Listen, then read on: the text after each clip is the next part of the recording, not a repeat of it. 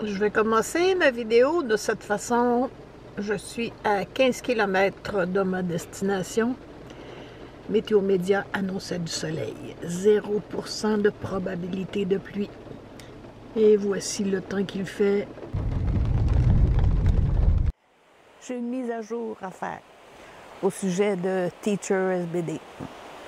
Vous m'avez suivi dans toutes mes aventures, en raquette, à pied, toutes les saisons. J'ai couché sur la neige, j'ai couché dans des abris de toile, j'ai couché dans des lean-to, dans des tentes, sur le bord de la route, sur le bord des lacs, sur le bord des rivières. Malheureusement, avec le temps, avec l'âge, je suis quand même rendue à 74 ans. Il faut que je fasse le deuil de certaines aventures. Ça devient de plus en plus difficile de me déplacer en forêt. Alors, aller dormir au fond des bois avec mon sac à dos, c'est terminé. Alors ici, je me suis trouvé un petit coin rustique au bord d'une rivière.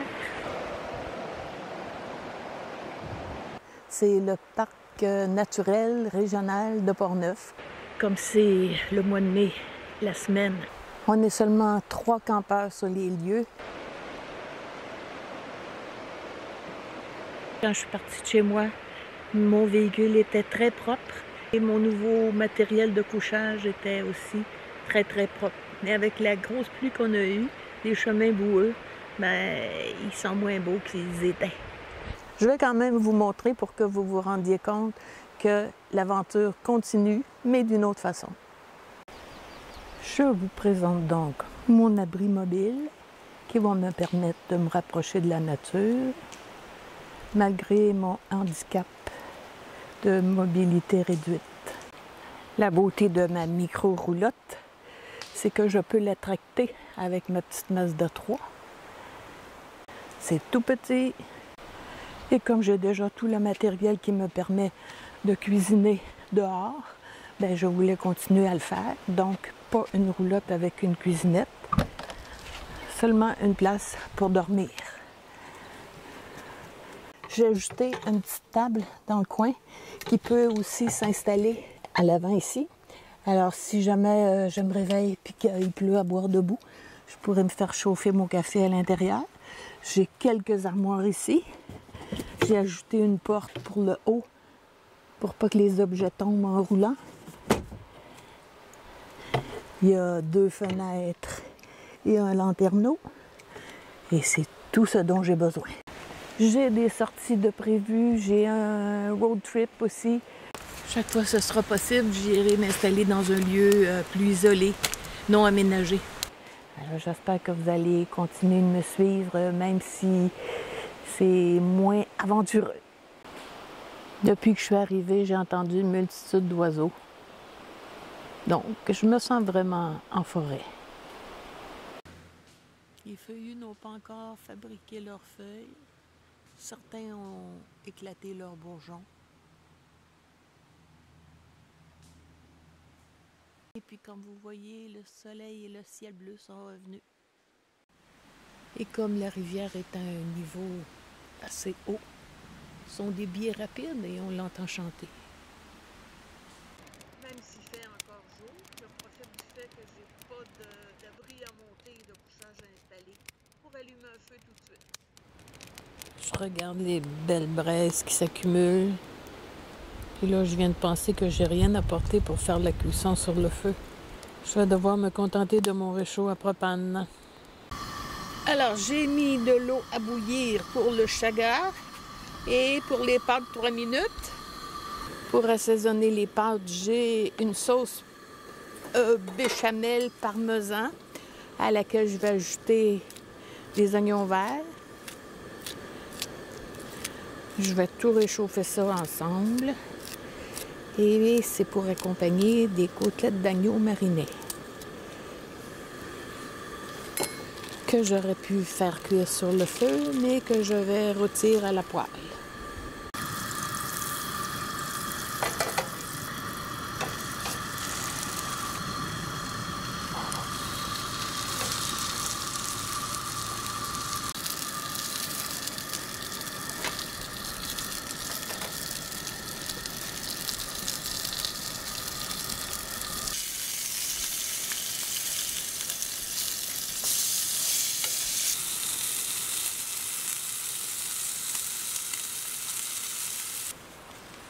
La délicate opération de vidage.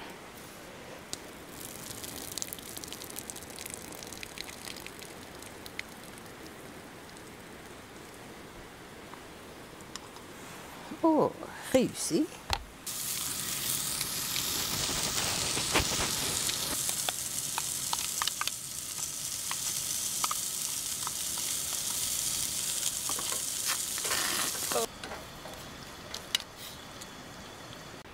Et voilà mon repas pour ce soir. Je ne sais pas pourquoi on dit toujours bon appétit dans les vidéos.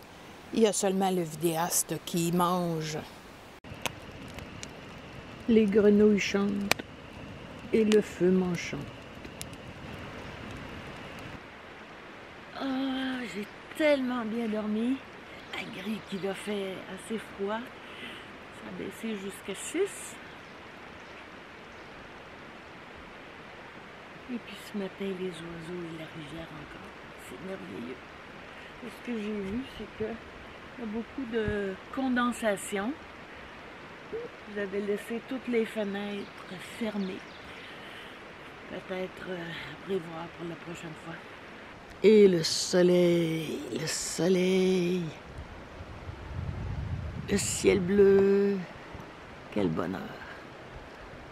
La chute à Marcotte.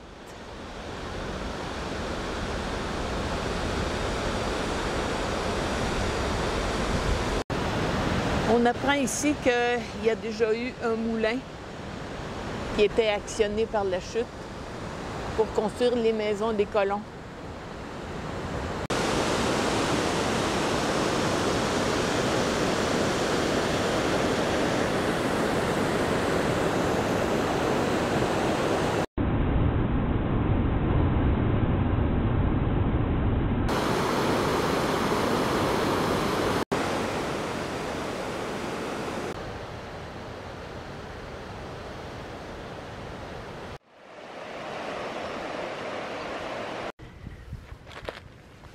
Le tucilage en fleurs, des si belles fleurs jaunes, sucrées, les tiges qui se mangent comme des asperges. Les fleurs sortent avant les feuilles, et quand les feuilles vont être plus grandes, on va les faire brûler pour avoir du sel. Mais petites comme ça, elles sont comestibles, là.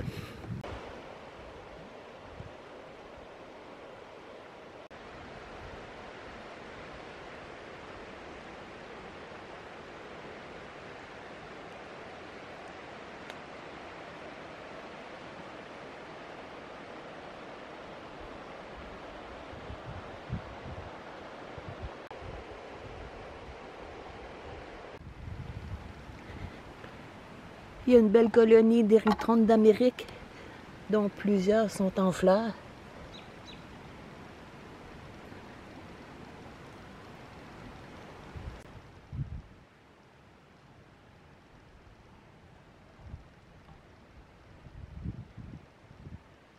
Je pense que j'en ai jamais tant vu.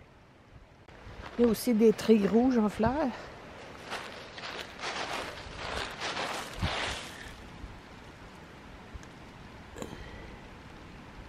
Et les deux plantes ont des feuilles comestibles. Là, dans le moment, les trilles sont trop ouverts, mais quand ils sont en bouton, ils sont sucrés.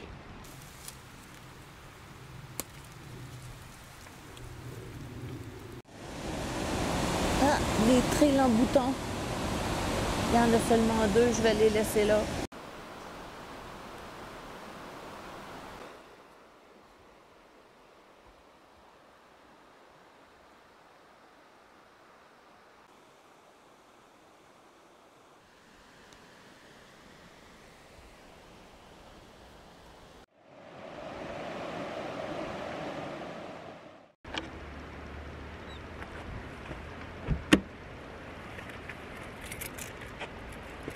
Une sortie brève, mais le temps en forêt ne se mesure pas en heures, mais en bienfait. Et même si j'habite pas en ville, changer de forêt, ça fait du bien.